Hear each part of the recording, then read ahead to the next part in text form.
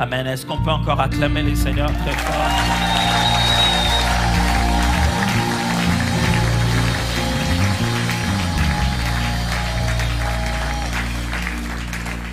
Amen. Merci beaucoup à la chorale. Merci.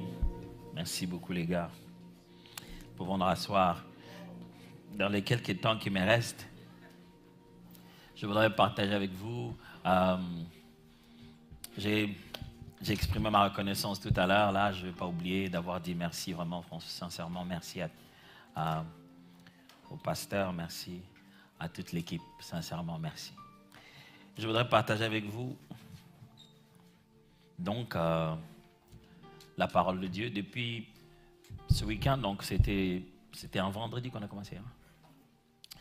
Le vendredi, on a commencé donc à parler de ce long, grand, gigantesque, énorme terme que le pasteur m'a donné, un grand devoir, qui consistait à parler donc de l'impact de l'adoration dans le combat spirituel, le prophétique, dans la vie de chrétiens. On a résumé cela dès le premier jour pour qu'on se comprenne, en disant qu'on sera en train de parler de trois grands concepts qui sont l'adoration, le combat spirituel et le prophétique. Et on s'est entendu le premier jour qu'on commencerait un peu à l'envers, on prendrait les autres concepts et placer l'adoration à l'intérieur. Donc le premier jour, on a vu où se trouve l'adoration dans le combat spirituel, et le second, on a vu où se trouve l'adoration dans le prophétique. Aujourd'hui, c'est enseigner plutôt sur l'adoration elle-même, c'est qu'elle est. En préparant ce message, je me suis rendu compte que il y aurait la possibilité d'en arriver jusqu'à... Mon souci, en fait, ça c'est moi l'humain, mon souci à moi, c'était qu'à la fin du message, vous soyez capable d'articuler l'adoration. C'est-à-dire, les gens se posent toujours la question sur qu'est-ce qu'on dit pendant le moment d'adoration. Ils sont un peu perdus, ils ne savent pas quoi dire. Je pense que finalement, je vais sortir un autre livre qui va être plus pragmatique sur ce point-là. Comment articuler qu'est-ce que l'on dit à chaque niveau de la célébration. Parce qu'après, certains mots qu'on trouve déjà dans les cultes à l'église nous confondent souvent. Vous savez, c'est la première fois que vous venez à l'église, vous voyez des gens en train de prier, de pleurer. Le modérateur arrive, il dit « Bon, bien-aimé dans le Seigneur, merci beaucoup d'être dans la présence de Dieu. Nous allons nous lever. » Tu te lèves, c'est la première fois que tu viens à l'église, tu as compris cette demande. Et puis quand il ajoute à cela en disant « Nous allons élever le Seigneur », tu te dis « Élever les Seigneurs ». On fait quoi pratiquement? Et tu regardes le voisin, il élève la main. Il dit, ah bon, les seigneurs avec les mains, bon, c'est la même chose. Élever les seigneurs, ce n'est pas élever les mains. Mais après, les modérateurs qui ajoutent, bien aimé, avec nos mains levées, nous allons nous plonger dans les profondeurs de sa présence. Tu es là, on plonge ici. Mais tu vois personne plonger. Et pendant qu'on était en train de plonger, déjà, le modérateur ajoute, vas-y, monte dans les hauteurs. Il dit, bon, finalement, c'est en bas ou c'est en haut? Et des fois, on ne se rend pas compte qu'on a un jargon ecclésiastique. On parle déjà d'une certaine manière. Et des fois, on ne se soucie pas de ceux qui entendent ça pour la première fois. Et même plus, des fois, on ne sait même pas si on dit la même chose. Mais puisque ce sont des termes qui sont déjà là, on les utilise souvent. L'idéal ici aurait été que chacun de nous comprenne exactement quand on dit élever le Seigneur, en quoi c'est différent de glorifier le Seigneur, en quoi c'est différent de magnifier le Seigneur. Vous voyez, toutes ces choses-là, c'est petit, il y a des petites nuances de rien du tout, mais qui sont tous dans la célébration et ça nous permettrait d'être intentionnels, de savoir ce que l'on fait. Mais ce n'est pas ce que je vais faire aujourd'hui. Non, pas du tout. Aujourd'hui, je me suis plutôt donné une orientation que j'ai appelée ça le parcours vers l'intimité avec Dieu. Je vais parler de l'adoration, mais je parlerai de ça dans l'idée de faire un parcours vers l'intimité avec Dieu. Ça va? Si on est prêt, vous connaissez les devoirs avant de commencer la prédication. Vous connaissez, voilà, chercher le voisin. Voilà, ceux qui ont compris déjà, ils ont commencé à comprendre. Chercher le voisin. Regardez si vous n'avez pas un voisin que vous avez eu le premier jour, le deuxième jour et le troisième jour. Je ne sais pas vous dire, ces voisins-là, ils vous prennent en filature. Donc apparemment, ils vous suivent partout. Vérifiez, c'est le temps de connaître le voisin de devant, de derrière. Posez des questions, comment il va, ainsi de suite. Ça va? Vous connaissez la consigne. Si vous avez un voisin qui ne vous parle pas, levez la main, on va vous changer de voisin. On a suffisamment de voisins dans l'église.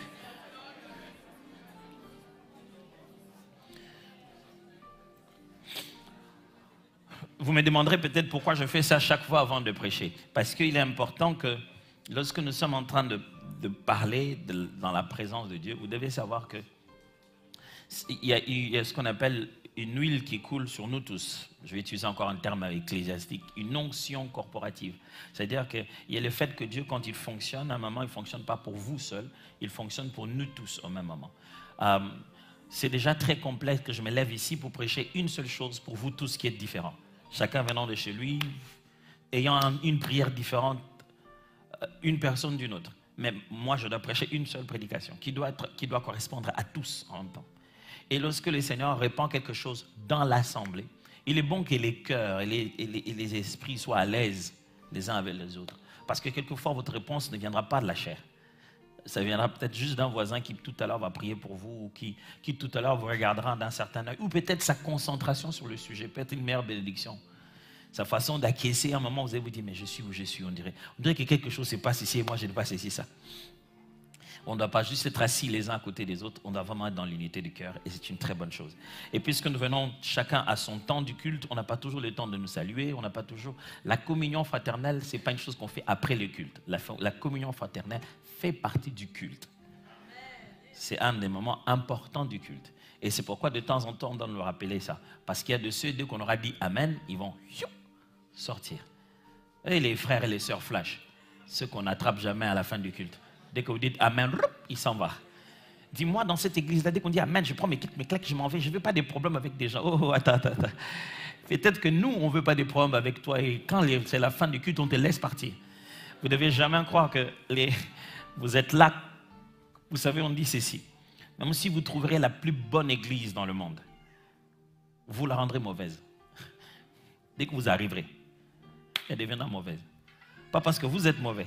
Parce que les êtres humains sont juste comme ça. Il n'y a pas d'église parfaite dans le sens d'imaginer que quand j'arrive dans cette église, on ne parle pas. Dans cette église-là, on parle de gens. Si on ne parle pas des gens, c'est soit Matthieu, soit Marc, soit Luc. C'est quelque part, on parle toujours des gens là où il y a des gens. Vous savez ce qu'on disait de Jésus? On disait qu'il était magicien, qu'il faisait tout ce qu'il faisait par Belzébul. Toi, on a simplement dit qu'on n'aimait pas trop tes coupes de cheveux. Et c'est suffisant pour ne plus venir là où nous sommes. Jésus, tout le jour, rencontrait des pharisiens. Il savait ce que les pharisiens pensaient de lui. Dans toutes les familles, c'est comme ça. Nous tous, on a des membres de famille. Vous savez, dans la famille, dans la grande famille, vous avez des membres de famille. Vous savez, quand il est là, tout le monde se donne un code. Parce qu'on sait que ces gars-là, il fait disparaître les choses. C'est un James Bond. Nous tous, on sait. Quand il est passé par là, on dit, mais est-ce que Frédéric était... Quand il y a un Frédéric, ce n'est qu'un exemple. Est-ce que Frédéric était passé? Oui, il faut que je voie mon argent. Où est-ce que je l'ai laissé? Mais ce n'est pas pour autant qu'on les chasse de la famille. Il y en a d'autres qui ne servent à rien, sauf à se battre. Quand on a un problème, on sait qu'il y a un grand frère qui dit, je vais appeler mon petit frère, va te tabasser. Un grand frère, mais qui dit qu'il doit appeler son petit frère parce que dans la famille, on a tous quelque chose de différent. Et c'est cette différence qui permet la vie de l'Église. J'aimerais donc vous encourager à rester dans l'Église à cause de la différence. L'Église, comment voulez-vous venir dans un garage et trouver des voitures qui fonctionnent? Dans le garage, il y a des voitures qui sont en panne. À l'hôpital, c'est les lieux de maladie. L'hôpital est l'endroit le plus sale au monde. C'est l'endroit où il y a plus de maladies au monde. Mais quand vous arrivez, c'est très propre d'apparence. Mais il y a des microbes dangereux. Il y a des gens qui ont été guéris de cette maladie, ils ont attrapé une autre en cours de cours. Mais c'est tenu avec un tel degré de propreté, mais c'est l'endroit où on accueille toutes sortes de maladies et de pourritures. Jésus ne nous a pas appelés ici parce qu'on était parfaits. Jésus nous a appelés ici parce que chacun était pas normal de sa manière. Mais il a dit, venez à moi, vous tous qui êtes fatigués. Si vous êtes fatigués de nous, sachez qu'on est fatigués de vous. Et puisqu'on n'est pas venu pour vous et que vous n'êtes pas venu pour nous, connectons-nous à Jésus. Il donnera la paix. Le sens de l'Église, c'est ça en fait. Amen. J'espère que je n'ai pas choqué quelqu'un.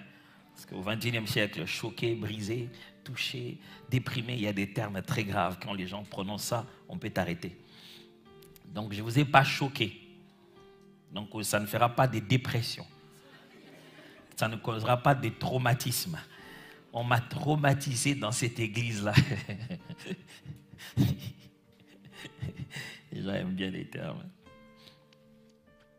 J'ai promis de parler donc du parcours de l'intimité. Comment on devient de plus en plus intime avec Dieu. Parce que ce mot-là revient beaucoup quand on veut parler de la relation. Je vais vivre une vie d'intimité avec Dieu. L'intimité, c'est la qualité d'une relation marquée par une confiance profonde, sans réserve de confidence. C'est la qualité d'une relation qui est marquée par une confiance profonde, sans réserve de confidence. Eh bien, cette relation-là est résultante de certaines expériences communes.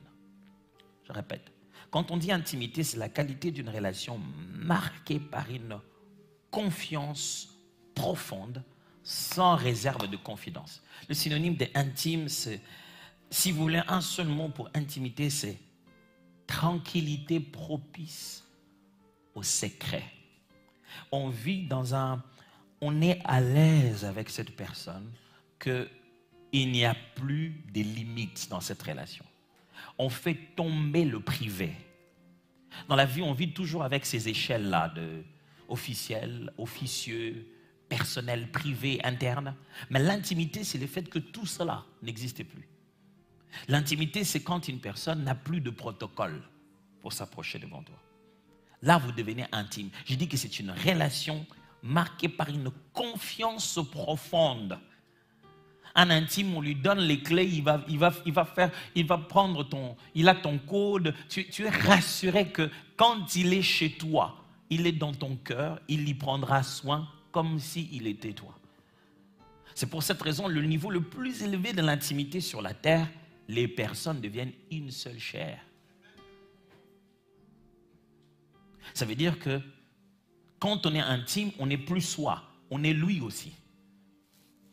Si bien qu'on ne peut pas à ce niveau-là bouleverser sa vie. Parce que sa vie est aussi ma vie. On ne peut pas toucher à n'importe quoi. C'est pourquoi ça fait mal quand une personne qu'on aime nous fait mal. Parce qu'il fait mal à notre vrai être.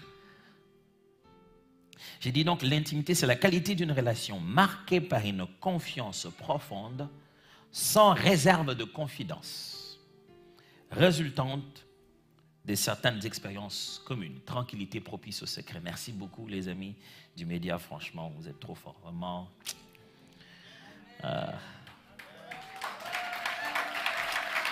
Bravo les amis du média.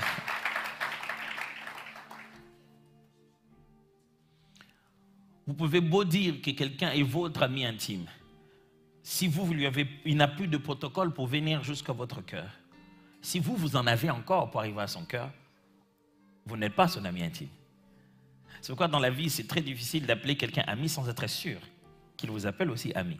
Il y a bien de gens qui se sont crus être des amis des autres. Et pour ça, ils ont tout lâché.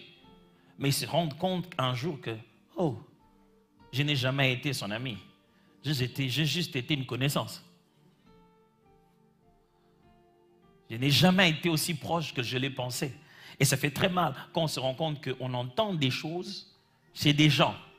On se dit, mais moi je me suis toujours pris pour son ami, comment je ne sais pas ça?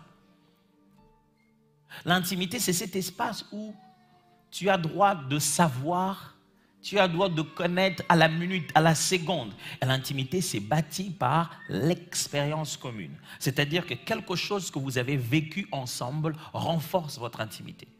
Je vous donne un exemple très simple, qui n'arrive jamais. C'est un exemple qui n'arrive jamais sur la terre. Si ça arrive, c'est peut-être chez nous, au Congo, loin en Afrique. Ça n'arrive pas ici, je précise. C'est l'exemple d'un homme qui travaille, qui a ses collègues de travail, et puis voilà. Et puis il est marié, il a sa femme, et puis il y a toujours cette collègue qui l'appelle de temps en temps. Sa femme lui dit, mais pourquoi l'appelle à 7 heures? Il dit, non, c'est ma collègue, c'est mon binôme. Donc on travaille très souvent. Et puis après, quand ils doivent aller en mission de service sur le terrain, ils partent en binôme. Je vous ai dit que ça n'arrive pas ici. Et ils partent en binôme. Et le soir, quand il y a une fête au boulot, on demande à tout le monde de venir avec sa femme et tout ça, il vient avec sa femme. Et quand il arrive, sa femme est presque laissée seule. Il est là en train de rire avec son binôme. Et il raconte des histoires avec son binôme qui lui dit des choses de genre « Hey, tu te souviens de Dubaï ?» Il se met à rire avec son binôme. Et la femme va bien. Ça ne lui fait rien. Dans les films, oui. Dans la vraie vie, non. Parce que quand ils vont rentrer, ils vont dire Dubaï. Il s'est passé quoi à Dubaï là? Non, mais c'était juste... Pourquoi la femme se sent mal à l'aise? Elle a l'impression qu'il existe une autre personne qui a un autre degré d'intimité, qui commence à partager un jardin secret avec toi. Et ce n'est pas moi qui suis censé en avoir le droit maximal. C'est devenu quelqu'un d'autre. Et cette personne devient dangereuse. Parce que là où elle est en train de se rendre, elle peut débouter toutes les relations. Elle peut tout détruire. Pourquoi? Dis non, mais chérie, mais il ne faut pas commencer à penser des choses. On est juste allé au boulot. Après le boulot, on est allé manger ensemble. Plus vous continuez à vivre des expériences communes à vous deux, plus vous êtes en train de bâtir une intimité. Votre relation change de nature. C'est normalement à ce moment que les femmes devaient dire Amen. Mais elles risqueraient de pouvoir accuser leur mari. Alors elles s'égarent et disent je ne veux pas dire Amen, sinon on va croire que mon mari fait ça. Mais c'est juste que ça caille. Je lui dis souvent. Mais...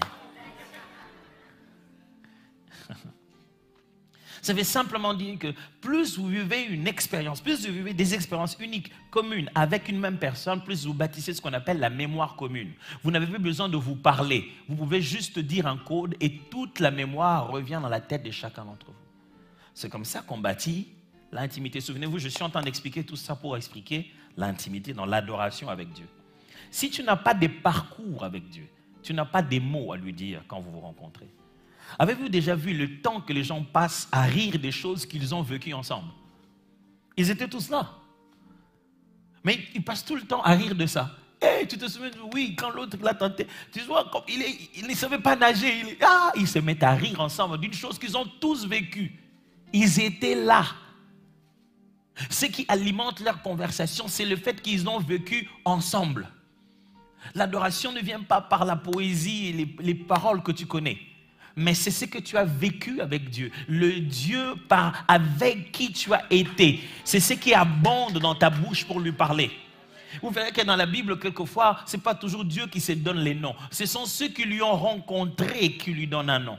Du reste, Dieu dans la Bible n'a jamais de nom. Parce qu'en réalité, si tu as un nom à la personne de Dieu, c'est que tu l'as cerné. Dieu ne peut pas se nommer, parce que ce qui se nomme sur la terre, et ce qui se nomme est au pouvoir de l'homme. Ok, c'est parti les histoires de bouger votre tête et votre théologie. On respecte ça calmement, calmement. Je réexplique. Pardon, avant de couper cette partie, je réexplique. Lorsqu'on demande au Seigneur de dire son nom, il fait un jeu de mots.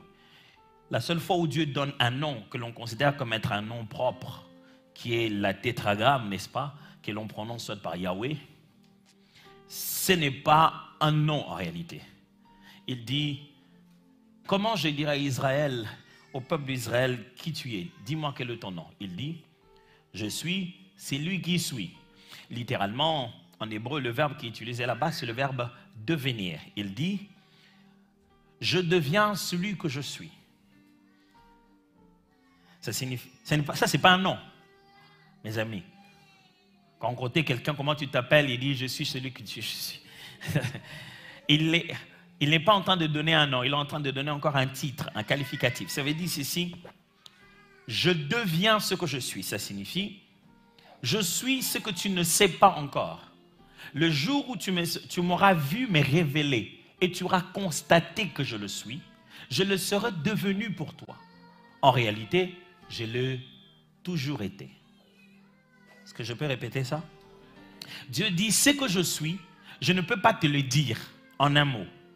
Mais le parcours que je veux faire avec toi, je veux progressivement mériter un nom. Le jour où tu te rendras compte que je suis ce genre de Dieu-là, ce n'est pas que je le sois devenu ce jour-là. Je serai devenu pour toi ce que je suis. Et Dieu ne peut pas se conjuguer au passé parce qu'il n'a pas la même notion de temps. Donc, il ne peut pas être ce qu'il était. Parce que dans tout le temps, Dieu est.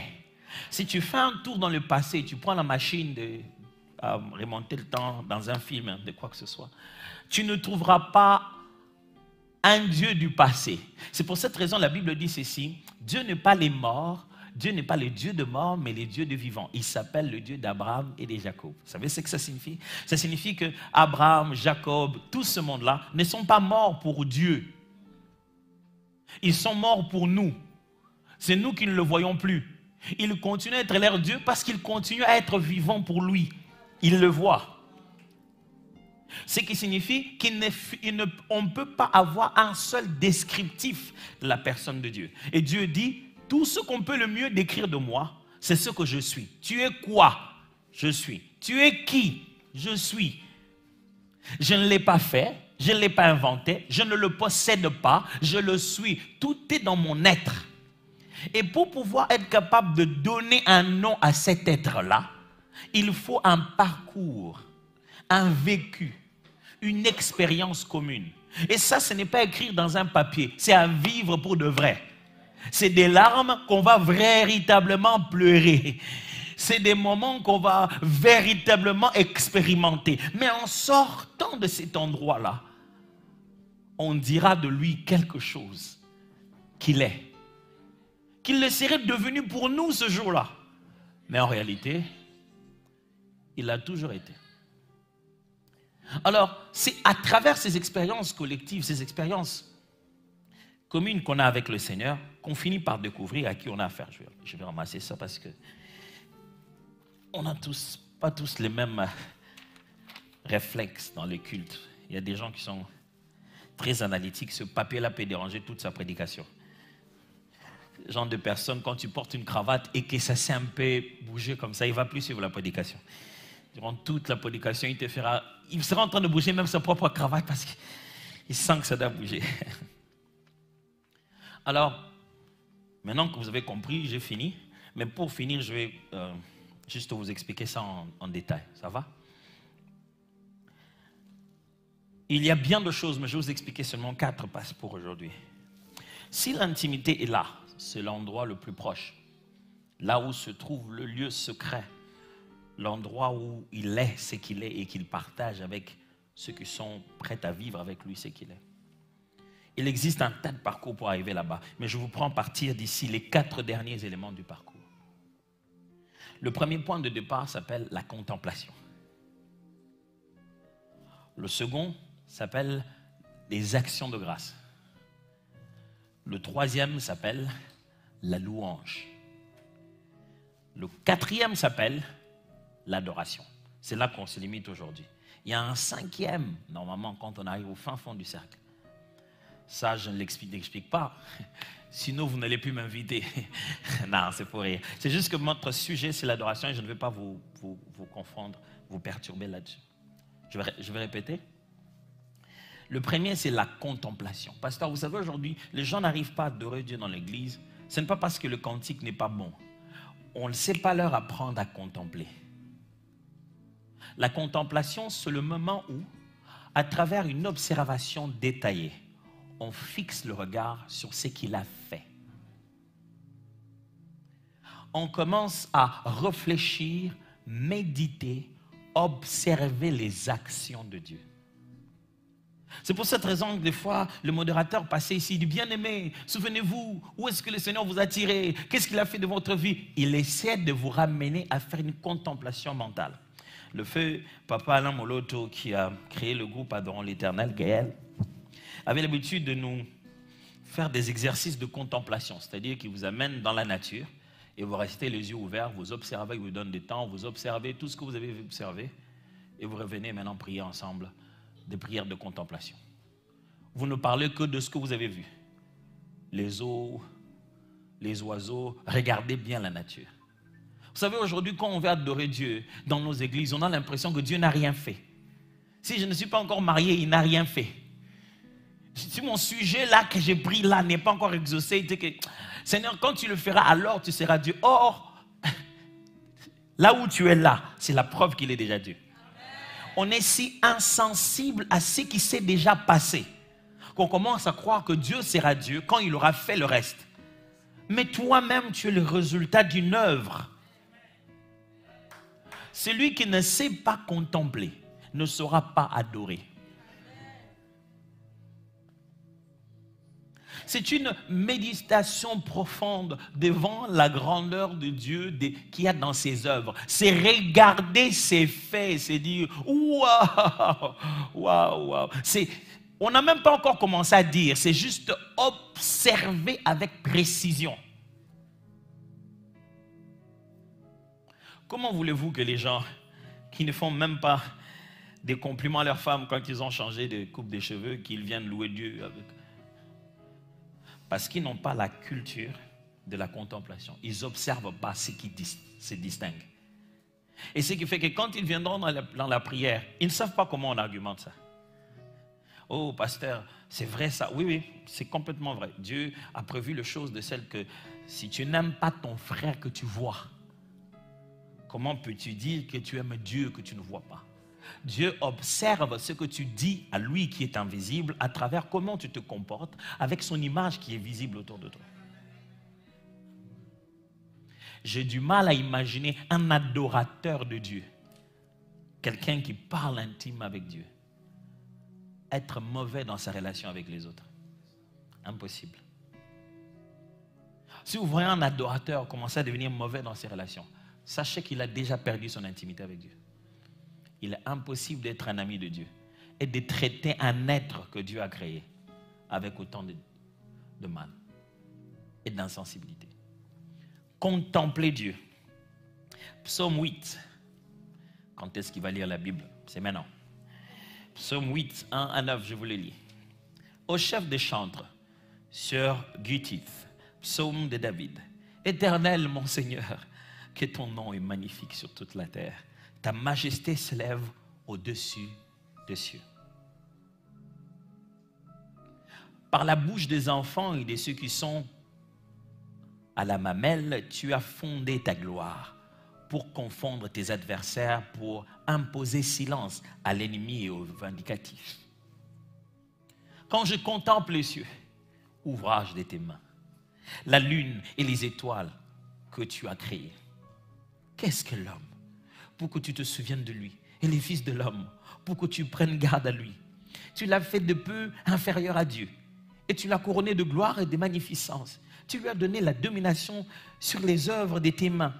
Tu as tout mis sous ses pieds, les brebis comme le bœuf, les animaux des champs, les oiseaux du ciel et les poissons de la mer, tous ceux qui parcourent les sentiers des mers. Éternel, notre Seigneur, que ton nom est magnifique sur toute la terre. Il a dit, Éternel, notre Seigneur, que ton nom est magnifique sur toute la terre, 2 fois seulement, à l'entrée du psaume et à la fin. L'entièreté du psaume est maintenant faite de la contemplation. Mes amis, contempler. Les buts des cantiques, c'est moi, je voudrais parler quand même à la chorale, c'est à ce moment-là qu'il ne faut pas regarder la chorale. Donc, le but du cantique, mes amis, à la chorale, le but du cantique, ce n'est pas la mélodie et combien les gens vont bouger dedans. Il faut que les gens entendent ce que vous dites. Le but du cantique, c'est que les paroles qui sont prononcées provoquent la contemplation. C'est que ce que vous dites ne nous concentre pas sur ce que vous êtes. Ça nous concentre sur ce que nous avons expérimenté. Quand David dit « L'Éternel est mon berger », cette phrase vous impose une appropriation. Vous ne pouvez pas dire « L'Éternel est mon berger » et croire que vous êtes en train de dire « L'Éternel est le berger de David ». Impossible. Ou alors dites « L'Éternel est son berger ». Mais dès que vous prenez ce pronom, vous le donnez à vous en disant « L'Éternel est mon berger », vous avez l'obligation de l'appropriation. C'est pourquoi nous composons les cantiques à la première personne du singulier. Ce n'est pas pour dire toujours que c'est notre vie. C'est pour que chaque fois que vous chantez, vous appropriez de cette louange. Et à ce moment-là, vous puissiez abonder de votre expérience personnelle maintenant. Vous soyez capable de le dire avec vos propres mots. Ça signifie quoi?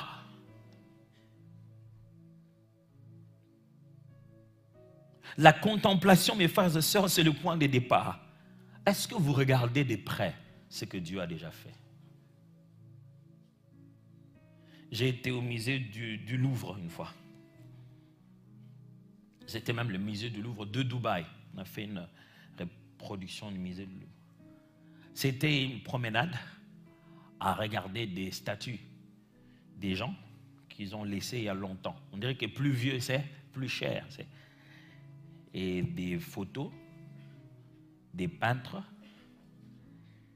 Les enfants, ils étaient ennuyés comme pas possible. Ils nous disaient, on regarde quoi vraiment? Je dis, vous êtes au musée du Louvre, mes amis. Les jours où vous direz à quelqu'un, vous êtes au musée du Louvre, il va vous prendre pour quelqu'un de très important. Mais moi, je ne sais pas ce qu'on fait ici, mais marchons seulement.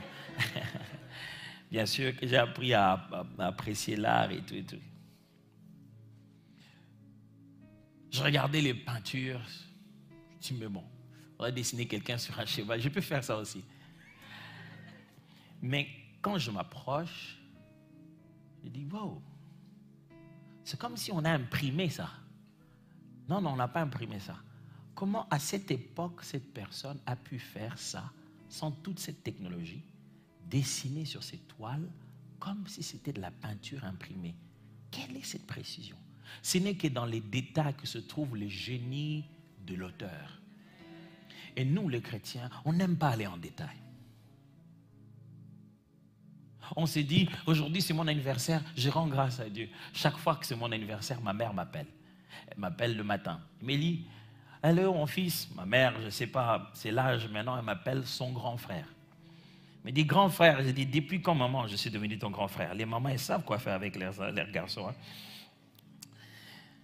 Elle dit, oui maman. Elle dit, à 7 heures normalement, les premières douleurs pour que tu viennes sont arrivées. Elle me raconte ça à chaque jour de mon anniversaire.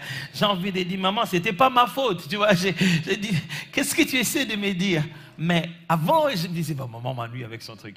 Mais après, j'ai commencé à regarder qu'est-ce qu'elle me disait vraiment derrière ces phrases. J'ai commencé à comprendre qu'elle me disait, tu n'aurais pu jamais exister en fait. Si vous n'êtes pas dans les détails, vous ne serez pas un adorateur. Parce que l'intimité demande de regarder le détail. Et le détail, c'est l'œuvre de la contemplation. Vous voulez devenir des adorateurs, regardez ce que Dieu a déjà fait en détail. Pas seulement qu'il a fait dans votre vie, qu'il a fait dans cet univers dans lequel nous sommes, mes amis.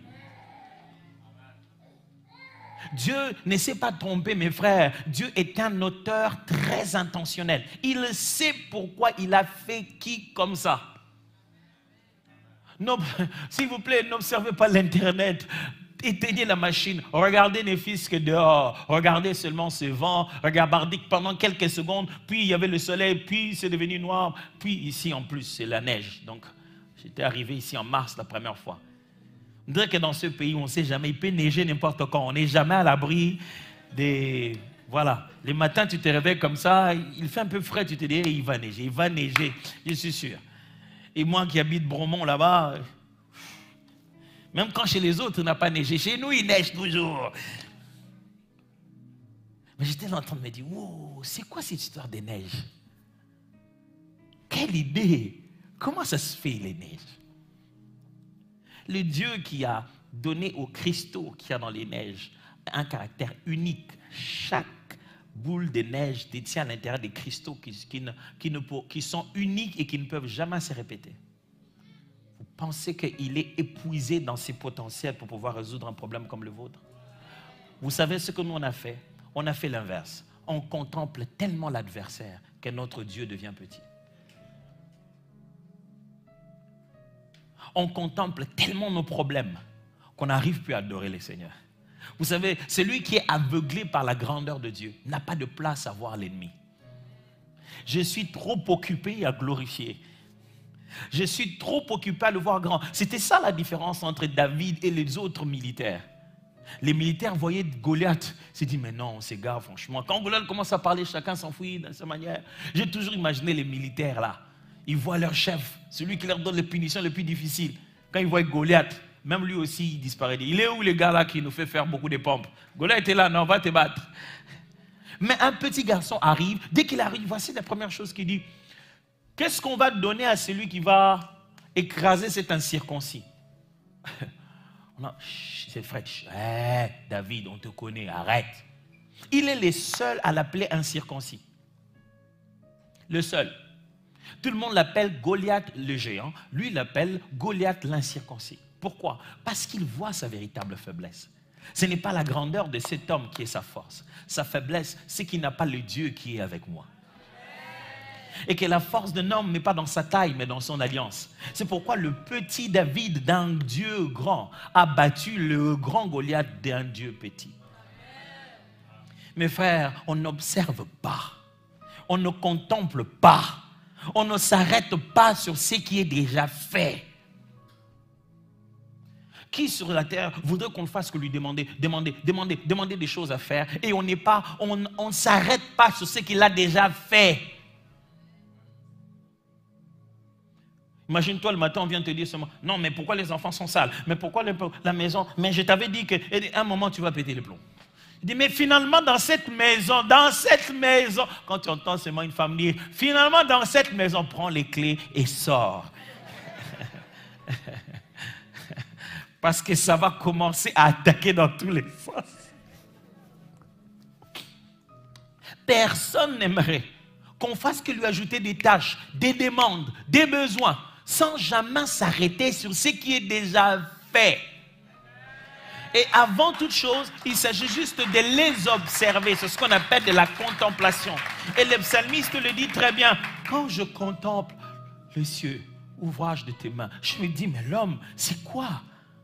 Je regarde le ciel, je regarde la mer, je regarde toutes ces grandes choses. Je me dis, qu'est-ce qu'est l'homme? Pour que d'abord, tu le crées peu inférieur à toi et tu lui donnes de dominer sur tout ça. On est qui finalement, Dieu? Non, mais ton nom est magnifique. C'est basé sur quoi? Juste une contemplation.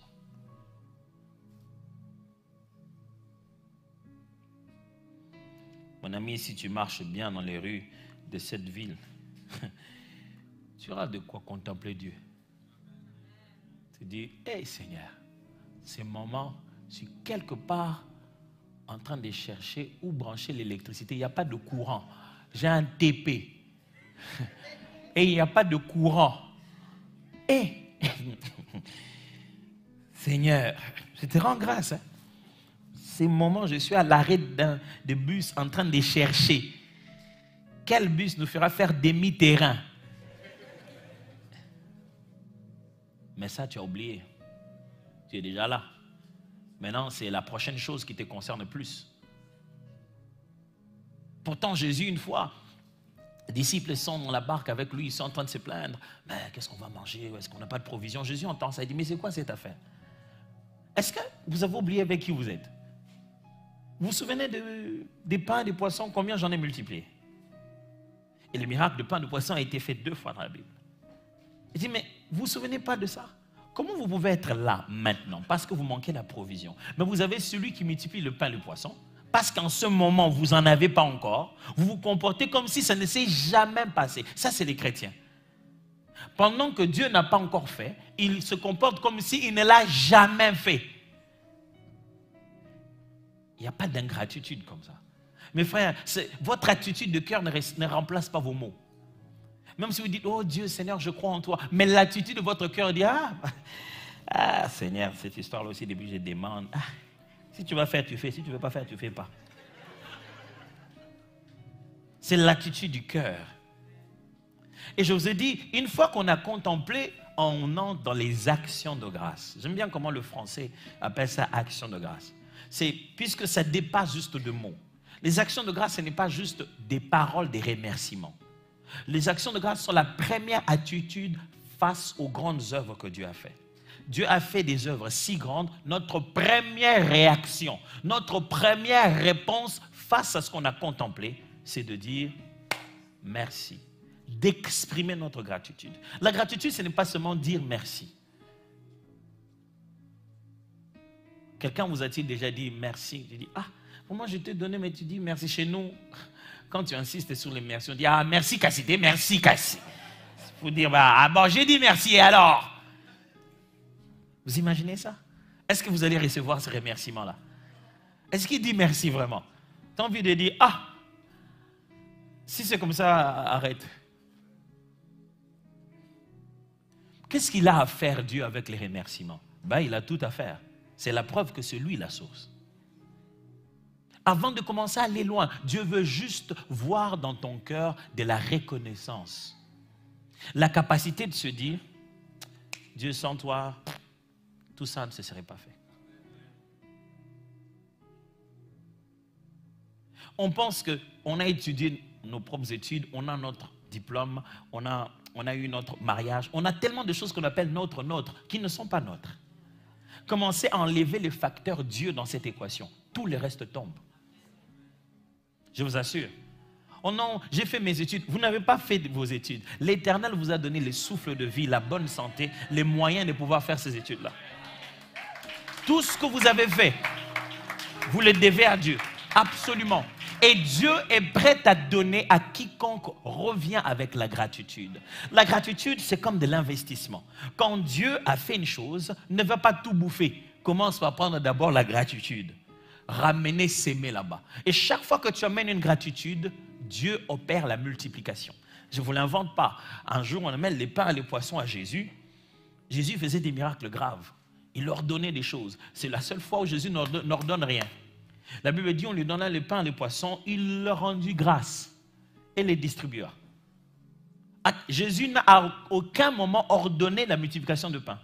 Jamais. Il a juste pris le pain, il a juste rendu grâce. Après, le pain s'est multiplié. C'est tout. Les morceaux de pain se sont multipliés. Pourquoi? Parce qu'il a rendu grâce. La meilleure chose que vous puissiez faire de la grâce que Dieu vous a faite, c'est de rentrer, lui rendre des actions de grâce. Apprendre à exprimer la gratitude. La gratitude, je le répète, ce n'est pas dire merci. La gratitude, c'est ramener quelque chose qui est l'échantillon de ce que tu as reçu. Une façon de dire le résultat de ce que j'ai reçu. Je ramène ça pour s'aimer dans la même terre. Ce n'est pas que des paroles. Merci. Mais c'est aussi des cadeaux, des choses que tu ramènes. Mes frères et sœurs, si vous n'avez pas l'attitude de dire merci à Dieu pour vos parents. Dire merci à vos parents. Pas à Dieu pour vos parents, à vos parents. Si vous ne savez pas dire merci aux hommes, vous ne pourrez pas dire merci à Dieu. Surtout les ados. Quelqu'un a dit un jour, les petits-enfants sont le cadeau de Dieu pour tous les parents qui n'ont pas tué leurs ados. Qui ont eu des idées de crucider leurs ados quand ils étaient devenus ados. Mais qui ont été patients. La plus grande grâce que Dieu vous fera, ce qui vous donnera des petits-enfants. Et c'est les cadeaux de Dieu. Vous savez pourquoi les grands-parents sont gentils avec les petits-enfants? Parce qu'ils savent que c'est l'épée de la vengeance. Par eux, tu vivras ce que tu leur as fait vivre. Et donc, vous savez pourquoi il leur donne beaucoup de cadeaux, il les remplit d'énergie, il les booste, il dit vas-y, massacre mon petit. Et quand toi tu viens lui dire non, mais lui il te dit, tu étais comme ça, toi aussi. Est-ce que vous savez dire merci à vos parents? Pasteur, moi je n'ai pas eu des parents, j'ai été élevé par ma marâtre. Elle nous a vraiment fait souffrir, elle nous faisait beaucoup travailler. Aujourd'hui, ton mari aime la cuisine que tu fais. Parce qu'une marâtre t'a tellement coincé que tu sais très bien préparer. On ne dit pas seulement merci parce qu'une personne nous a fait du bien. Hein. On dit merci parce que quel que soit le mal que lui il avait comme intention, a finalement produit le bien que je suis. Frère, c'est là-bas que commence la vie d'un adorateur. Pas qu'on ferme les yeux ici. Un adorateur ne peut pas être un ingrat. Il y a des maris ingrats à leurs femmes. Donc dès qu'ils entrent dans la maison, les femmes du Canada, on n'a même pas préparé, donc on va commander Uber encore. Là, il est en train de dire ça dans sa chambre où le lit est déjà fait. Il vient d'arriver à 22h avec une femme qui a un bébé de 1 année et 2 autres garçons de 5 ans et 8 ans qui ont couru dans tous les sens. Dès qu'il arrive, la seule chose qu'il ne voit pas, c'est les repas. Ça, c'est de l'ingratitude. Tu es en train de rentrer dans une maison où une héroïne a tenu ce royaume. Il suffit de...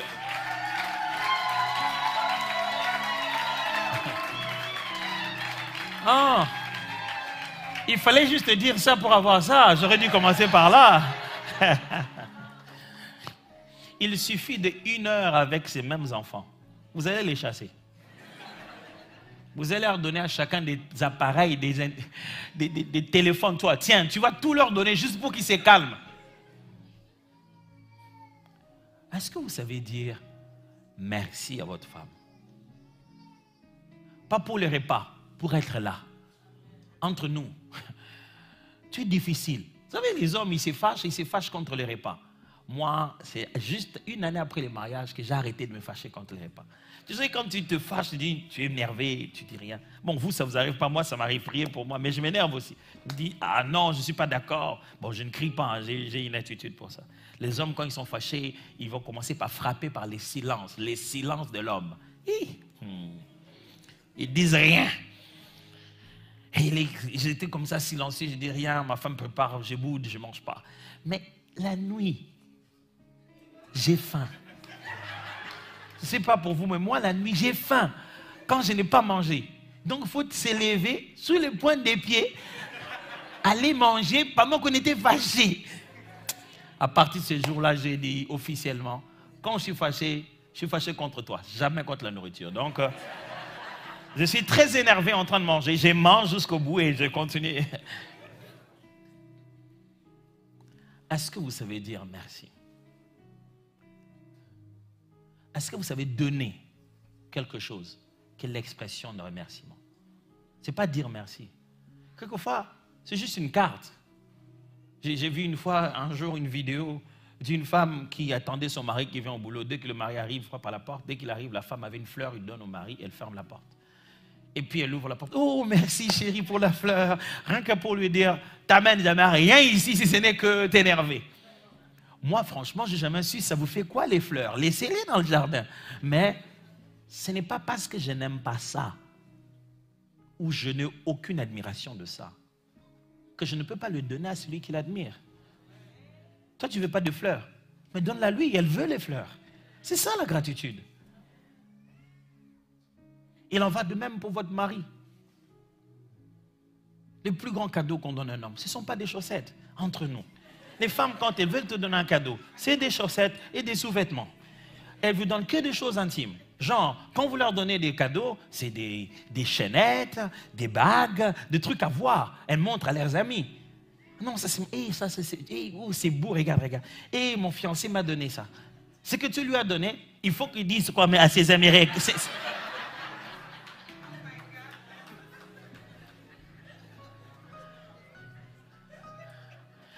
Les femmes, ne pensez pas que les hommes ne veulent pas de la gratitude. Oh, je vous assure. Des fois, quand je reviens à la maison le soir, tellement fatigué, je me dis, pourquoi j'ai fait tout ça? Pourquoi j'ai fait tout ça? J'ai fait tout ça pour que les enfants aient un avenir. J'ai fait tout ça pour que Nadège ait un toit. J'ai fait tout ça. Il n'y a rien. Ce n'est pas les salaires qui payent nos efforts, soyez-en sûrs. Ça sécurise juste ce qu'on est en train de faire là. Et ce n'est pas la nourriture qui paye nos efforts. On ne veut pas que vous prépariez pour nous. On aurait pu manger au resto. On veut que quand on rentre chez soi, on regarde, on dit, c'est pour ça que je me suis battu. Ça, le chef ne m'a pas dit merci. Personne ne m'a vu comme ça. Tout homme qui entre chez lui veut se voir comme un héros. Si vous ne savez pas exprimer la gratitude aux hommes, vous ne saurez pas l'aider aussi dans la prière. C'est pour ça quand on commence le début du culte, vous voyez la chorale, les gens ont du mal à décoller. Vous devez chanter des chants, les faire danser. Ils n'ont pas contemplé et ils n'ont pas de gratitude. Ils ne voient pas pourquoi dire merci. Ils veulent d'abord, vous savez, il n'y a rien qui étise les gens dans la prière que comme on cite le mot démon. Dès tel qu'on est là, je dis, bien aimé, je sens une mauvaise présence ici. Nous allons nous lever, on va chasser. Vous allez chasser même dans les vides. C'est-à-dire, vous tapez seulement au nom de Jésus. Tout esprit qui est dans ces lieux, au nom de Jésus. Ah! Dès que je dis, bien aimé, on va exprimer notre gratitude à Dieu, on va dire merci.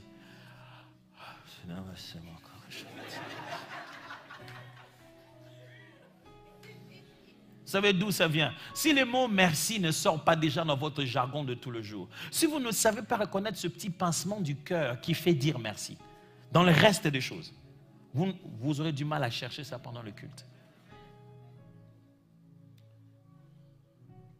Mais c'est l'action de grâce. Quand vous commencez à dire merci, vous avez fait un pas dans la relation. Contempler juste comme ça ne suffit pas. Commencez à dire merci pour ça. En rappelant les détails, ça vous avez avancé. Après vient ce qu'on appelle la louange, mes amis. La louange, c'est maintenant vous commencez à regarder les attributs de l'auteur dans son œuvre. Vous commencez à voir son génie derrière ce qu'il a fait. Il ne s'agit pas juste du fait de dire merci parce qu'on a bien préparé. C'est de se dire, waouh, tu es un bon chef. Waouh, d'ailleurs, littéralement, le mot Hillel en hébreu, qui donne le mot louange que nous utilisons, ou les louanges au pluriel des Tehillah. Hillel, c'était à l'origine un genre de cri que l'on poussait devant une admiration. L'admiration souvent d'ailleurs d'une femme. C'est le waouh quand on voit une belle créature passer, on dit waouh. C'est ça le mot originel dans lequel on tirait le mot louange. La louange, c'est s'exprimer. Tu as ressenti, tu as vécu, tu sais que ça a été bon. Maintenant, je vais exprimer qu'est-ce que ces attributs me font. Ça me fait quoi de voir derrière ces œuvres, ces degrés d'intelligence. Je dois exprimer ça. J'entends des gens dire, vous savez, nous, quand on a la louange, on n'aime pas s'agiter. Hein? Moi, je loue Dieu dans mon cœur. On ne loue pas Dieu dans son cœur. On place la louange dans le cœur, mais le mot louange n'a de sens que lorsqu'il est exprimé. La louange est l'expression de ce que tu ressens là.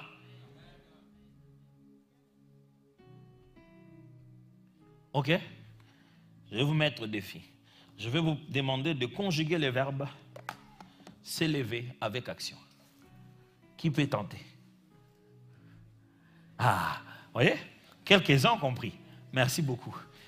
Parce que conjuguer le verbe s'élever avec action ne vaut rien si vous dites « je me lève » sans vous lever. C'est un mensonge. Vous avez juste utilisé les mots. Quand j'ai dit « avec action », vous n'avez pas entendu ça. Louer, c'est avec action. Ce n'est pas juste « je te loue, Seigneur ». Non, non, non. C'est-à-dire, il faut exprimer cela. C'est pourquoi ça vient, que ce soit le sourire, que ce soit les danses, que ce soit des larmes, que ce soit les mains levées. Quelque chose doit s'exprimer en vous. C'est ce qu'on appelle une louange. Si déjà à la maison, elle dit des choses de genre, moi, quand ce n'est pas bien, je dis. Hein. Moi, quand quelque chose n'est pas bien, je dis. Quand c'est bien, mais je ne dis pas, ça veut dire que tu comprends que c'est bien. Qu'est-ce que tu veux qu'ils disent dans la louange? Il ne sait pas louer. Il ne sait pas louer. C'est seulement quand vous savez dire à quelqu'un ce qu'il est derrière ce qu'il a fait que vous commencez à attirer son attention. Il dit, waouh, mon cher, je vois ce que tu as fait. Vraiment, tu es très intelligent. Je suis très épaté par toi. C'est comme ça qu'on se rapproche de quelqu'un. N'est-ce pas? N'est-ce pas les dames? Voilà. C'est quand quelqu'un, comment vous sentez qu'il vous parle maintenant des attributs liés à vous. Parce que pas seulement de votre beauté physique, ainsi de suite. Il commence à retrouver qui vous êtes. Moi, il n'y avait rien qui m'est stressé pendant mes fiançailles avec Nadège. Quand tout le temps, je ne sais pas pourquoi les femmes font ça. Il ne faut pas beaucoup faire ça. Vous pouvez nous faire piquer une crise. Elle me posait de temps en temps la question. Tu sais, je voulais savoir pourquoi vraiment tu m'as aimé. Et une autre fois, il te pose encore la même question. Je me dis, est-ce que c'est un interrogatoire? Tu veux savoir si je vais donner la même réponse? Je me suis dit, je dois écrire ça quelque part pour ne jamais oublier. Et puis, il y a cette question. N'ose jamais dire seulement, oh non, je trouve que tu es belle et tout cela. Et donc, c'est-à-dire, quand je vais grossir, tu ne vas plus m'aimer. Et si j'ai maigrissé, tu vas m'aimer. Arrêtez de nous faire des options pareilles. Vous n'avez jamais aimé une femme, hein, si vous ne savez pas combien c'est difficile. Frère, est-ce que quand vous venez à l'église, vous vous exprimez? Arrêtez de forcer à la chorale de vous forcer. C'est-à-dire, nous forçons à la chorale de nous forcer. Chantez-nous quand même quelque chose qui nous... Le but des louanges, ce n'est pas vous. Vous n'êtes pas les consommateurs de la louange. On chante le louange pour que vous et nous chantons la gloire du Seigneur. Les louanges ne sont pas des cantiques de réchauffement. En réalité, c'est en vain qu'on se tient ici pour se regarder, vous regarder. On devait nous tous nous tenir ici parce que l'audience est céleste. C'est Dieu qui reçoit. Et quelquefois, parce que vous êtes là et que nous, on est ici, vous pensez qu'on chante pour vous. Non, on ne chante pas pour vous, on chante pour Dieu. Vous êtes dans la même équipe que nous. Nous ne devons pas avoir amené ça jusqu'à un niveau où vous avez bien aimé, alors vous pouvez vous y mettre. Non. Parce que vous ne faites ça que 2 fois la semaine quand vous venez au culte. Et le reste du temps, vous adorez Dieu comment? Si vous avez tout le temps besoin de nous, vous adorez Dieu comment? Et quelle chorale Adam avait besoin lorsqu'il a été créé? Seul, pour adorer Dieu. La louange, mes amis. C'est pour ça qu'on dit danser. Même si tu n'es pas le meilleur danseur, fais même un pas. Non, moi je ne sais pas chanter. Qui a dit que Dieu est en train de faire un test de musique? Chante comme tu chantes là. Parce que ce qui touche Dieu, ce n'est pas la bonne voix, mais la bonne vie qui vient avec. Même si tu es oh Seigneur, je te glorifie. Les choses qui vont se faire dans cette voix rogue, mais avec une vie sincère qui élève la gloire de Dieu, ça va vous bouleverser.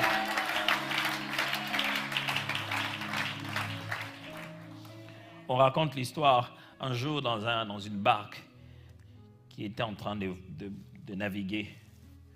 On a rassemblé tout le monde. C'était un temps des poésies et des gens qui racontaient des histoires. Il y avait un bon conteur que tout le monde connaissait qui était dans le bateau ce jour-là. Il se lève, il monte sur un pédestal et il se met à faire un poème. Un très beau poème. Le poème, justement, c'était un poème de la Bible de David. L'Éternel est mon berger. Et il se lève et dit, l'Éternel est mon berger. Je ne manquerai de rien. Waouh, il a bien déclamé ça. Tout le monde a acclamé à la fin. Et puis il y avait un jeune recrue, un jeune matelot qu'on avait recruté. On dit, mais dis, toi aussi viens faire quand même quelque chose. Il dit, moi je sais, il dit, viens faire. Il monte encore. Malheur à lui, la seule chose qu'il savait dire aussi, c'était seulement l'Éternel est mon berger. Après, le poète, c'était son tour. Il s'est réveillé, il s'est levé, il s'est mis dessus en tremblotant. La tête baissée, il a commencé à répéter. L'Éternel est mon berger. Je ne manquerai de rien. Il n'avait pas fini de parler que toute son audience était en larmes et à genoux. Quelque chose de très différent a eu lieu. À la fin, vous savez, il y a toujours des curieux. Il va voir le poète. Il lui dit, mais pourquoi quand toi tu as parlé, les gens ont acclamé, quand lui il a parlé, tout ça là s'est passé. Et le poète était sincère. Il dit, moi je connais les poèmes. Lui, il connaît le berger. Ta foi,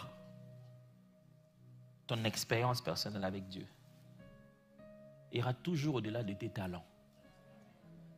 Dieu ne veut pas entendre comment tu vas chanter, danser. Il veut voir que tu le fais parce qu'à l'intérieur, tu l'aimes. C'est alors que viendra l'adoration. L'adoration, c'est maintenant le connaître tel qu'il est, nonobstant ce qu'il a fait. Il ne s'agit plus question de qu'est-ce qu'il a fait. Il s'agit maintenant de qui il est, même s'il ne le faisait pas. Tu vois, au début, tu t'es rapproché de lui parce qu'il a fait un cadeau et tu as découvert qu'il était généreux. Maintenant que tu le connais, tu ne t'attends plus au cadeau. Ce n'est pas le cadeau qui va maintenir votre relation. Maintenant, vous avez une relation. On ne vient pas à l'église adorer par la chanson, mais par la relation. Maintenant, ce n'est plus ce qu'il fait qui t'attire. Tu le connais maintenant. Tu connais même certains attributs de lui avant même qu'il ait fait. Maintenant, ce n'est plus derrière les actions que tu vois qui il est, mais c'est à travers son être que se manifestent ces actions. Maintenant, il est devenu ton ami. Frère, l'adoration ne commence pas ici. Ça commence à la maison. Mais ici est un bel endroit d'entraînement. Je vous en supplie, ne soyez pas des chrétiens périodiques. Dire ceux qui viennent de temps en temps à l'église quand ces derniers temps-là, ils pensent qu'il faut venir. Cet endroit, c'est un quartier général. C'est ici qu'on se remplit des munitions avant d'aller se battre là-dehors. Vous ne pouvez pas aller en guerre sans jamais rentrer dans la minuterie. Il faut de temps en temps rentrer pour aller chercher des munitions. Vous risquez d'en perdre là-bas. Ici, c'est l'endroit où on se réchauffe pour garder notre flamme après là-dehors. C'est comme ça depuis les premières heures de l'église. Après qu'ils aient fait tout ce qu'ils faisaient, ils se remettaient encore ensemble et l'endroit où ils étaient se met encore à bouger. Et la flamme monte encore. Frères et sœurs, vous ne pouvez pas réussir votre foi chrétienne seul. Vous avez besoin d'une église locale. Vous avez besoin d'un endroit où on fait ça pour que vous puissiez vous entraîner à le faire. Ne vivez pas votre foi chrétienne comme un membre d'un parti politique. Votre présence à l'église, ce n'est pas une voix. On dit une voix, non? Une voix. Parce que une et un, des fois, qui a commencé à faire ces choses-là, qui voit une partie et un, et puis l'autre c'est la partie, l'autre c'est le... Bon, on va respecter. Ne vous promenez pas comme ça, comme si vous êtes membre ici, vous leur donnez votre voix, si vous êtes membre. N'ayez pas l'esprit des syndics. L'assemblée, c'est un endroit où Dieu vous a connecté. Je peux vous assurer, vous ne grandirez jamais dans toutes les églises. Impossible. Il y a toujours une onction que Dieu a donnée pour vous connecter à vous pendant cette saison de toute votre vie. Moins de connexion vous avez, plus de perturbations vous avez dans votre vie. Restez le plus proche que possible de cet endroit-là, de ce moment-là. Jésus était clair, quand il arrive, il dit son job description. Il dit, l'Esprit du Seigneur est sur moi et m'a oint pour apporter la bonne. Il dit à qui il va apporter quoi. Alors quand on se plaint, quel Messie, le Messie des pauvres, c'est pour ça qu'il était venu. Dieu ne nous envoie pas tous. C'est pour cette raison qu'il y a plusieurs églises. C'est un peu comme des salles de classe. Ce n'est pas parce que c'est une école que vous y avez mis votre enfant. Vous ne mettez pas votre enfant dans toutes les écoles. Il y a une école qui correspond au profil intellectuel de votre enfant, au genre de passion qu'il a. C'est parce que vous savez que dans cette école, il va grandir. Une église, c'est comme une école. Comment voulez-vous réussir sans fréquenter? Vous ne fréquentez pas l'école. Comment voulez-vous réussir? Frère, j'aimerais vous encourager. Si vous voulez vivre cette vie d'adorateur, le mot adorateur apparaît au Nouveau Testament, toujours au pluriel. Le but, c'est que Dieu voit un peuple. C'est pourquoi quand il nous apprend à prier, il ne dit pas, quand vous priez, dites, mon Père qui est aux cieux. Non, Jésus insère dans notre pensée, dès la première prière, que le sens de la prière est dans la force collective. Il dit, quand vous priez, dites, notre Père qui est aux cieux, que ton nom soit sanctifié, pardonne-nous nos offenses. Il veut qu'on sache qu'on n'est pas seul. Il veut que ça soit quelque chose qu'on fasse collectivement. Je vous en supplie. Revoyez votre façon de vous entraîner à l'adoration. Moi, j'ai appris à adorer Dieu, pas parce que j'ai prié seul, parce que je priais avec des gens. Je me souviens quand on priait avec Papa Alain Moloto, quand nous prions, il priait presque pas. On priait, il était là, il mimait, vous pouvez à peine entendre des paroles. Quand il levait un peu plus sa voix, c'est à peine que vous l'entendez parler en langue. Hey, il va passer des heures à parler comme ça. On dirait qu'il le faisait exprès. Quand nous tous on est épuisés d'avoir trop crié, il se met à parler. Quand il se met à prier, j'ai envie de dire à Dieu, Seigneur, efface ce que moi j'ai dit. Prends, et tu vois comment lui il a dit. C'est comme ça normalement que je voulais le dire. Mais j'ai manqué de mots. Mais prends ce que lui il dit, mets ça sur mon compte. C'est-à-dire que vous passez le temps juste à dire, Amen, Alléluia. Yes, c'est comme pour dire, oui, c'est exact. Oh Seigneur, il a bien dit ça. Restez dans un climat comme ça. Restez dans une atmosphère comme ça. C'est contagieux, mes amis. C'est contagieux.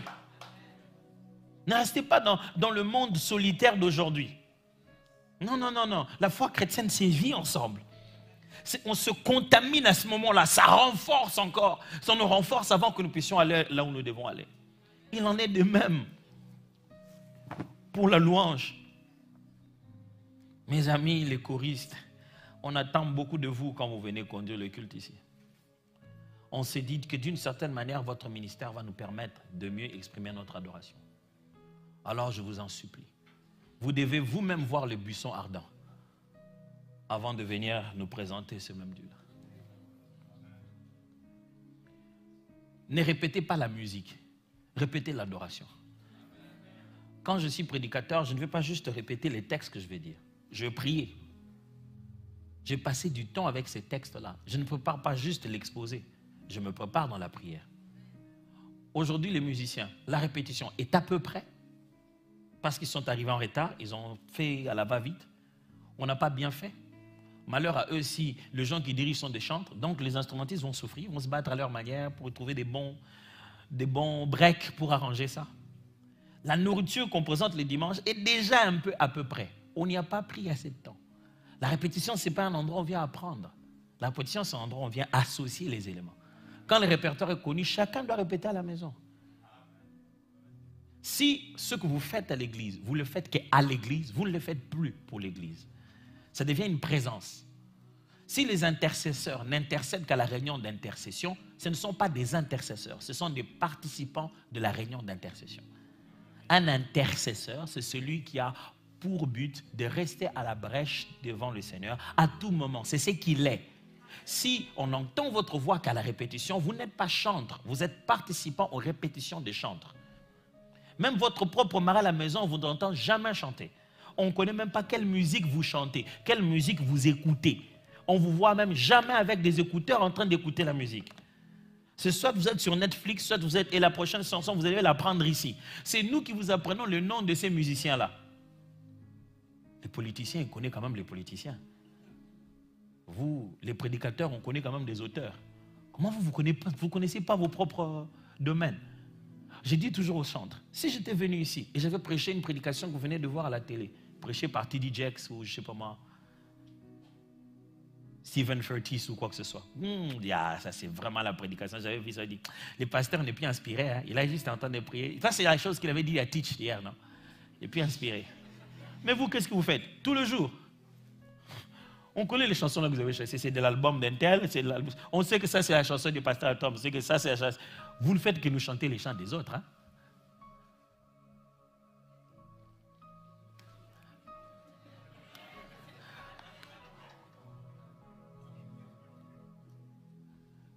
Vous avez une lourde charge.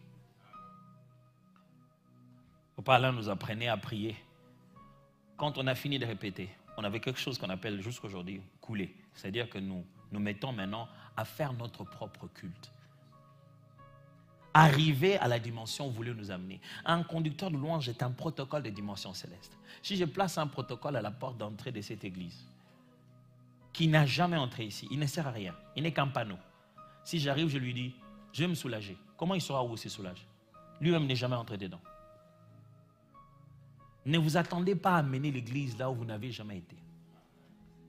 Vous devez y aller. Vous pensez qu'on veut faire 24 heures, on veut passer une journée entière d'adoration. Passez plusieurs journées entières d'adoration d'abord vous. Le jour où vous viendrez pour qu'on le passe seul, une seule fois suffira pour qu'on devienne amoureux de ça. Je ne dis pas à cette chorale, je dis à l'autre chorale, loin là-bas. J'aimerais prier.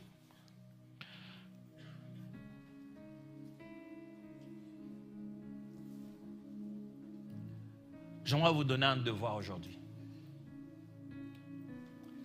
Il y a des enfants qui doivent exprimer leur gratitude à leurs parents. Aujourd'hui, n'allez pas dormir. Ne passez pas cette semaine qui a commencé sans envoyer un message, un SMS à votre père, à votre mère, peut-être qui est loin d'ici. Mais si vous ne savez pas exprimer la gratitude aux hommes que vous voyez, j'ai du mal à comprendre qu'est-ce que vous entendez par gratitude à Dieu. C'est pourquoi on s'est dit qu'à l'église, on ne fait que vous endoctriner, on vous dit des choses qui n'ont... Comment voudrez-vous être adorateur régulier tous les jours à l'église sans dire merci? Je regarde sur les YouTube, je regarde comment les gens massacrent des hommes de Dieu. Il suffit qu'il ait commis une erreur, ça s'appelle tout de suite scandale. Les gens dans l'église, ils commettent des péchés. Les pasteurs commettent des scandales. Et quand ils n'ont pas commis des scandales, personne ne les remercie pour la sanctification qu'ils mènent. Je veux que cette semaine, vous appreniez à dire merci. Pensez-y, dites merci. Exprimez votre gratitude vis-à-vis de votre pasteur. Jésus disait, je me sanctifie moi-même pour eux. Il y a des endroits où votre pasteur ne se rend pas, des associations qu'il ne fait pas pour vous. Il ne peut pas juste aller là-bas parce que ça va revenir sur vous.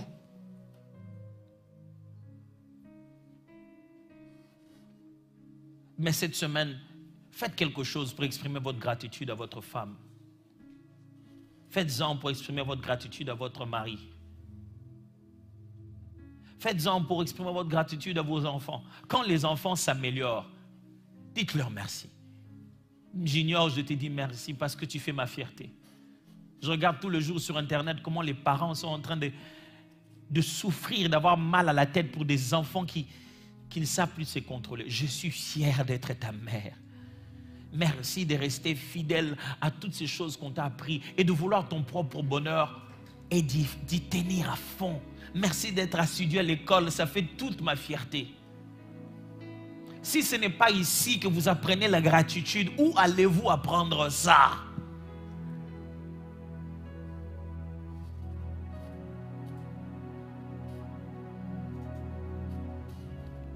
J'aimerais juste que nous puissions, pendant un moment, juste dire merci à Dieu d'abord. Disons merci à Dieu. Et vous savez comment on fait?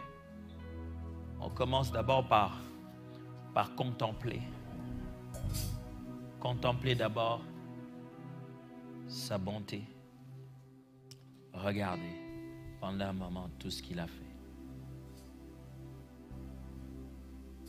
Dieu Tout-Puissant, quand mon cœur considère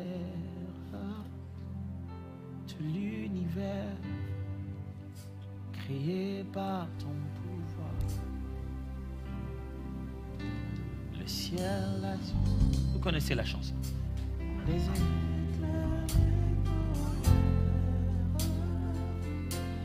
le clair matin, tous les ombres du soir, de tout mon être.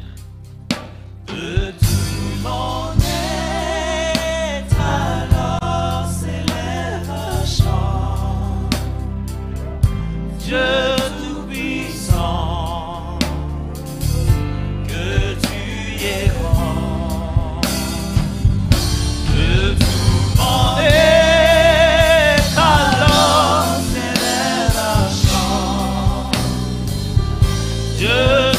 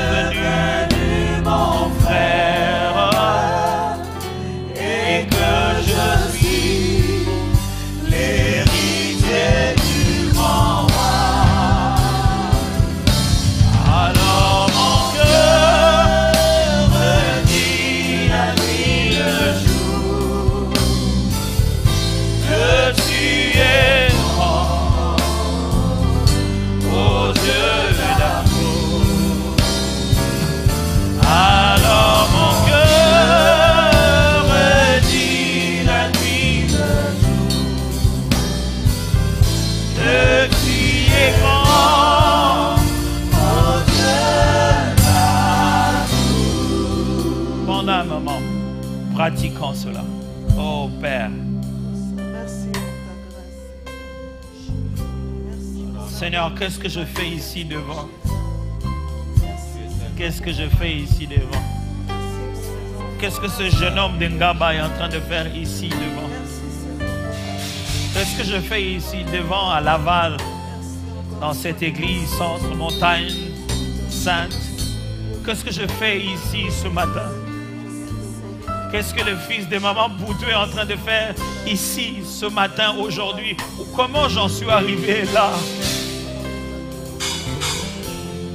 Je regarde le metteur en scène, le Dieu des précisions qui enchaîne les événements avec précision. Oh Dieu, tu as certainement incarné ou tu as écrit mon histoire. Parce que ça ne peut pas être autant précis. Chaque fois que je regarde en arrière, j'ai l'impression que ça a été dessiné, que ça a été gravé, qu'il y a eu un script quelque part. Oh Dieu, je regarde ta façon de faire. Oh, quelle intelligence! Oh, quelle haute intelligence! La Bible appelle ça, oh, profondeur de la sagesse. Oh, profondeur de la sagesse. N'est-ce pas la sagesse qui m'a conduit là où je suis? Quand je regarde aujourd'hui les jours que je rencontre et je me rends compte que chaque point de ma destinée me réclame quelque chose que j'ai déjà. Et quand je me rends compte le moment où je les avais reçus, je n'avais aucune idée qu'elles serviraient à ça comme rendez-vous de la destinée.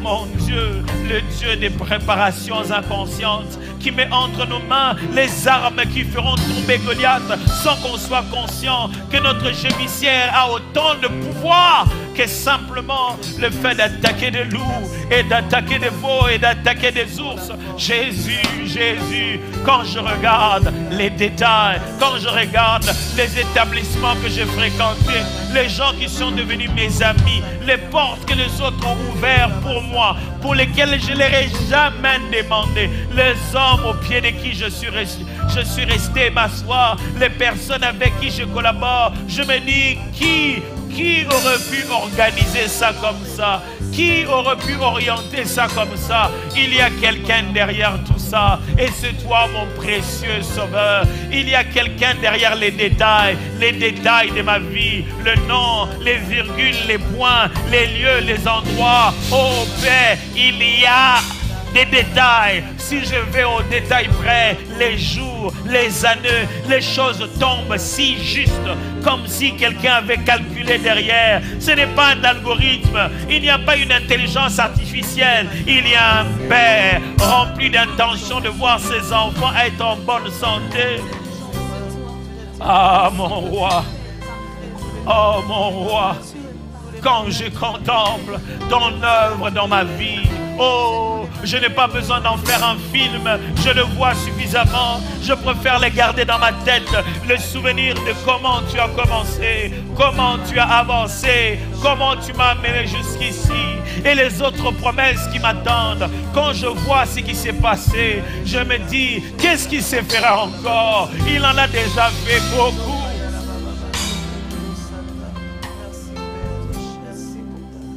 Merci pour ce que tu as fait. Mon Dieu, qu'est-ce que j'ai à te donner en retour? Merci pour ce que tu as fait. Heureusement que tes bontés n'ont pas de limites des pays. Ça traverse les frontières. Ça arrive à des endroits où je n'aurais jamais pu arriver. Mon Dieu, je te dis merci. Merci de continuer à conduire un homme rempli de faiblesses comme moi. Un homme qui s'est fait des promesses qu'il ne les tient pas. Un homme qui s'est dit demain je serai plus fort et qui des fois n'y arrive même pas. Je te dis merci de continuer à conduire ce vase d'argile, oh mon Dieu. Je te dis merci de continuer à me faire confiance, à croire que quelque chose de bon peut sortir de moi. Je te dis merci de continuer à me faire confiance, à continuer à investir en se disant finalement ça va donner quelque chose de bon. Merci de ne jamais être épuisé en me concernant. Heureusement qu'un matin tu ne viendras pas dire j'en ai marre de toi. Oh Dieu, merci de ce que tu es si patient.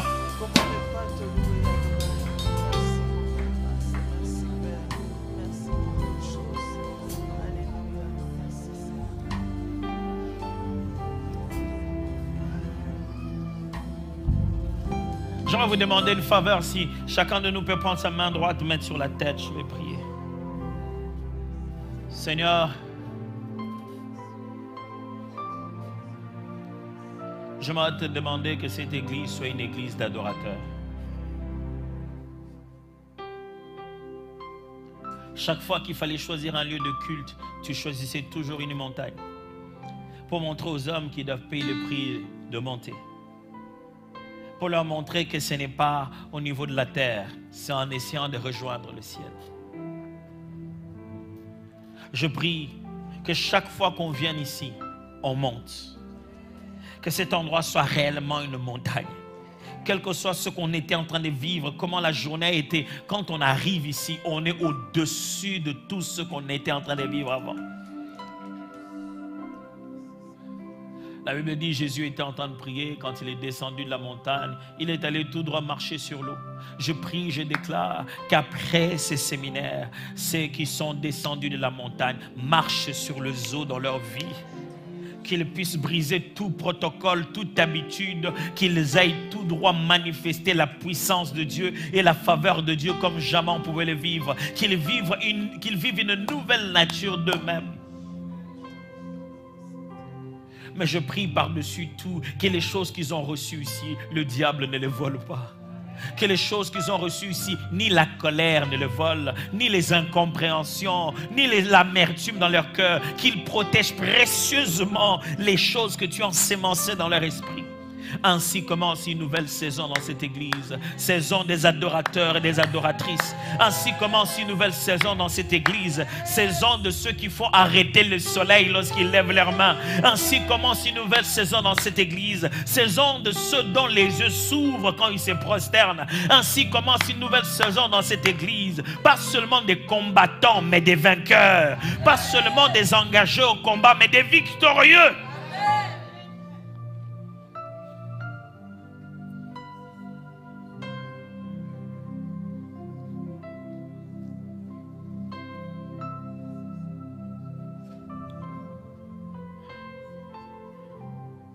Père éternel, les adorateurs à la maison, heureux doivent être des maris qui ont épousé des adoratrices. Heureuses doivent être des femmes qui ont épousé des adorateurs. Heureux doivent être les enfants dont les parents adorent Dieu. Heureux doivent être les parents dont les enfants adorent Dieu.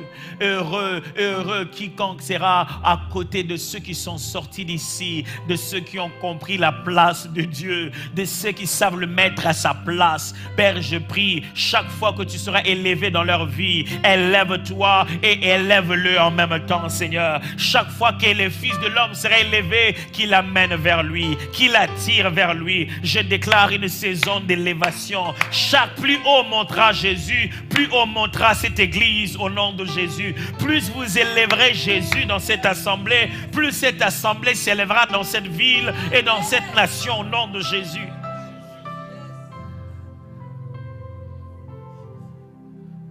Je prie et je déclare, plus grand tu verras Dieu, plus petits vont devenir tes problèmes, plus fixe tu regarderas vers Dieu, plus tu seras aveuglé de tes problèmes et tes difficultés. La grandeur de ton Dieu anéantira l'adversité autour de toi.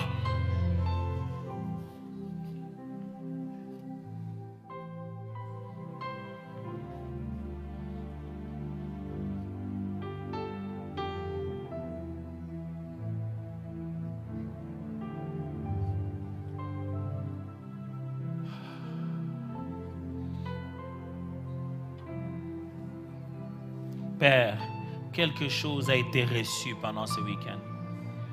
Nous en sommes témoins. On a reçu quelque chose pendant ce week-end. Ouais, on a reçu quelque chose. On ne veut pas le laisser tomber. On ne veut pas le perdre pendant cette semaine. Je prie. Les mots que je n'ai pas utilisés, les phrases que je n'ai pas pu exprimer, c'est que ma chair et mon corps n'ont pas été capables de laisser couler. Ton esprit qui ne rate jamais une œuvre, l'accomplisse dans chaque cœur. Qu'ayant parlé une fois, ça soit entendu deux fois. Que tu répètes dans le cœur, dans les esprits, les choses que tu veux qu'ils retiennent. Et que l'on parle d'un avant et d'un après cette conférence. Que quelque chose change dans la chorale, dans la technique, dans les protocoles. Que quelque chose change dans les serviteurs. Que quelque chose change dans les membres, dans l'attitude avec laquelle on vient à l'église, de comment on se présente au culte, de pourquoi on vient dans l'assemblée. Que quelque chose change.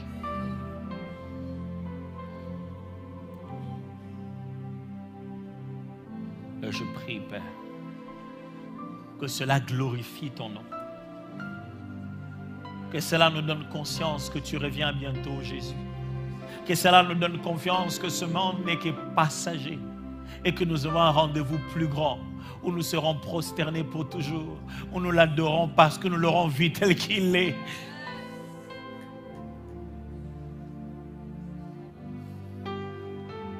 Ces paroles que je vous ai annoncées sont esprit et vie. Qu'ils entrent dans votre entraille et bouleversent votre homme intérieur au nom de Jésus. Que vous grandissiez dans l'homme intérieur et vous soyez capable de faire face à toute attaque de l'ennemi parce que la présence de Dieu en vous aura tellement éclaté. L'ennemi ne vous volera pas les arts de sa présence en vous. Les arts de la présence de Dieu en vous.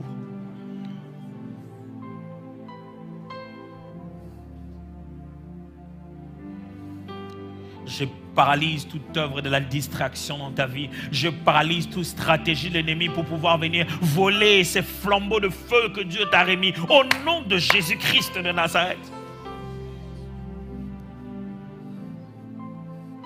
Car le Seigneur a ouvert grandement la voie. Va et distingue-toi. Va et distingue-toi. Est-ce que quelqu'un peut acclamer le Seigneur ce matin?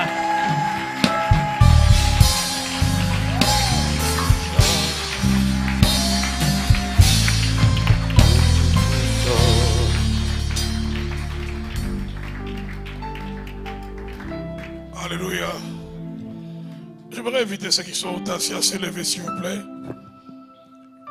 Est-ce que nous pouvons, alors que nous sommes maintenant tous debout, apprécier ce que le Seigneur a fait pendant ces 3 jours, ces 3 soirées? Gloire à Jésus, gloire à Jésus. Amen. Alléluia. Qui a été béni comme moi? J'aimerais maintenant que nous puissions prier pour l'orateur. Amen. On va prier pour le docteur Atoms, on va prier pour son épouse, ses enfants biologiques, spirituels. On va prier pour que le Seigneur continue à l'utiliser puissamment. Toujours avec cette humilité, avec cet engagement, et que le Seigneur augmente sa dose de sa puissance dans son serviteur. Est-ce qu'on peut diriger nos mains vers l'orateur? On va prier que le Seigneur le bénisse, que le Seigneur bénisse sa famille, comme je venais de dire, biologique, spirituelle, que Dieu l'amène encore plus haut, que le Seigneur l'utilise puissamment. J'avais invité mon épouse à faire la prière. Élevons nos voix, prions le Seigneur. Éternel Tout-Puissant, nous manquons des mots à te dire parce que ce que tu as fait pour nous depuis ces 3 jours est très grand.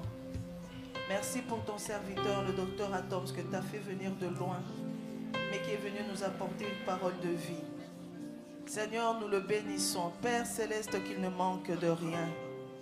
Éternel, prends soin de lui, prends soin de son épouse, prends soin de ses enfants biologiques comme de ses enfants spirituels. Seigneur, que ton serviteur ne manque de rien. Dans tous ces combats, lève-toi, Éternel, et justifie, défends ton serviteur. Protège-le, protège son épouse, protège ses enfants, protège sa famille. Souviens-toi, Seigneur, du zèle avec lequel et l'humilité avec laquelle il est venu nous apporter ta parole. Tel que tu as béni son départ, bénis son retour. Nous refusons toute mauvaise nouvelle, loin de lui dans le nom de Jésus. Sur son chemin de retour, nous annulons tout accident, tout incident. Mais nous voulons qu'il retrouve sa famille en sécurité. Que la bénédiction, la paix, la bonne santé soit sur lui. Éternel, garde-lui. Donne-lui le repos de tous côtés. Seigneur, protège ses biens. Protège son ministère également. Merci, Seigneur, pour cette parole qui nous a fait du bien. Fais de cette grande assemblée Montagne Sainte une maison de prière, mais également une maison de vrais adorateurs. Ceux qui adorent le Père en esprit et en vérité. C'est dans le nom puissant de Jésus que nous te disons merci et nous t'acclamons, toi le roi des rois. Gloire. Alléluia.